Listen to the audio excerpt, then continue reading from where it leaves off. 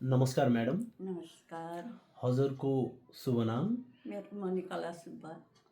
Shri meals माध्यमिक विद्यालयमा बिताएका वर्षहरू कस्ता रहेको छन् म्याम?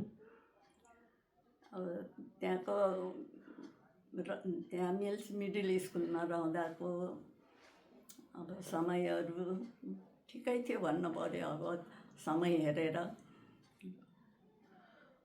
कुनै यस्तो घटना सम्झिनुहुन्छ जसले तपाईँलाई गर्व गराउँछ? अब गर्व गराउने चिज त ठिकै छ। अब म नेपाली पढ्न गएको र त्यसमा मारवाडी विद्यार्थीहरू पनि धेरै थिए।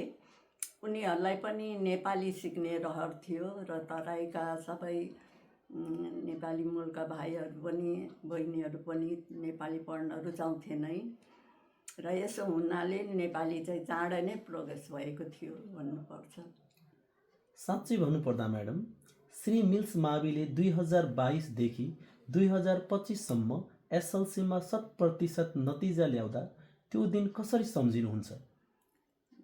त्यो दिनलाई अब मैले पढाएका विद्यार्थीहरू पनि थिए त्यसमा र 2025मा ती विद्यार्थीहरू सानैदेखि एकदमै ट्यालेन्ट हुन् र उनीहरूलाई पढ्नमा ज्यादै नै इच्छा थियो र मैले धेरै नै माया गरेर पढाएका विद्यार्थीहरू हुन्। अब सबैको नाम भनेर त साध्य छैन र मैले सुनेपछि जुन खुसी मलाई लाग्यो, मलाई गर्व लाग्यो।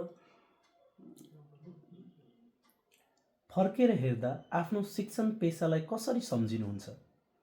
मेरो शिक्षक पेसा त अब यो मलाई सानैदेखि अब स्कुल पढ्दादेखि नै शिक्षक हुन्छु भन्ने एउटा मनमा थियो र आफ्नै भाइ बहिनीलाई पनि घरमा बटुलेर मैले पढाउने, म चाहिँ शिक्षक बनेर उनीहरूलाई विद्यार्थी बनाएर पढाउने रहर थियो मेरो।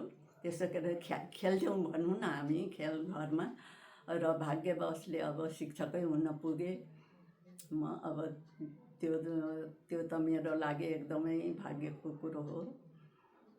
तपाईँ आफै प्रजातन्त्र र पञ्चायती व्यवस्थामा शिक्षण गर्नुभएको यी भिन्न अवस्थामा शिक्षण गर्दा के कस्तो अन्तर थियो?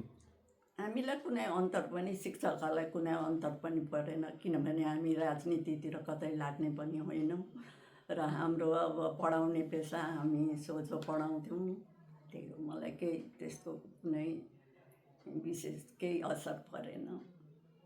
र अन्त्यमा विद्यालयले मनाउन आँटेको हिरक जयन्ती बारेमा के भन्न चाहनुहुन्छ म्याडम? यो त एकदमै खुसीको कुरो हो मेरो लागि, होइन। अब मैले पढाएको 2009देखिको विद्यालय अहिले 75 वर्ष भनौँ न, होइन।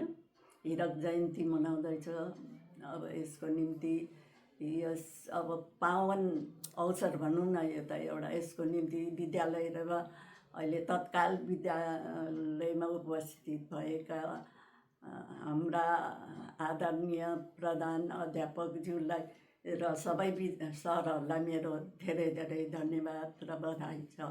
हस्, धन्यवाद। धन्यवाद।